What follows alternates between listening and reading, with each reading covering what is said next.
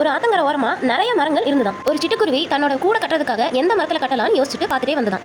அப்ப அங்க ஒரு ஆலமரம் பார்க்கறதுக்கே நல்ல பிரம்மாண்டமா பெருசா இருந்துதான். இந்த சிட்டுக்குருவி அந்த ஆலமரத்துக்கிட்ட போய், ஆலமரமே நான் உன்னோட கிளைகள்ல கூடு கட்டிக்கிட்டுமா அப்படின்னு கேட்டுச்சான். வரப்போற இந்த மழை காலத்துல என்னோட கூட்டை கட்டி அதுல முட்டையிட்டு என்னோட குஞ்சுகளை பாதுகாப்பா வைக்கிறதுக்கு உன்னோட கிளைகள் தான் நல்லா பெருசா இருக்கு, எனக்கு உதவி பண்ணு அப்படின்னு கேட்டுச்சான். ஆனா ஆலமரம் அதெல்லாம் முடியாது, நீ வேற ஒரு மரத்துல போய் கூடு கட்டிக்கோ அப்படின்னு சொல்லி அந்த குருவியை அனுப்பி விட்டுச்சான். அந்த குருவியும் வேற ஒரு பெரிய மரத்துல போய் கூடு கட்டிருச்சு.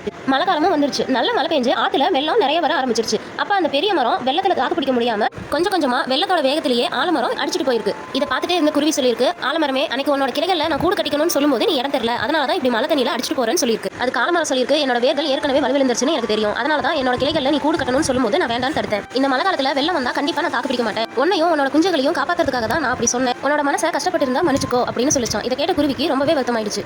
உங்ககிட்டயும் யாராவது கோபமா பேசினாலோ கொஞ்சம் அட்வைஸ் பண்ணாலோ முதல்ல அவங்க எதுக்காக நம்ம கிட்ட அதை சொல்றாங்கன்னு யோசிச்சு பாருங்க. நம்மளை சுத்தி இருக்கிறவங்கள முதல்ல புரிஞ்சுக்க ட்ரை பண்ணுங்க. லைஃப் ரொம்பவே சூப்பரா இருக்கும்.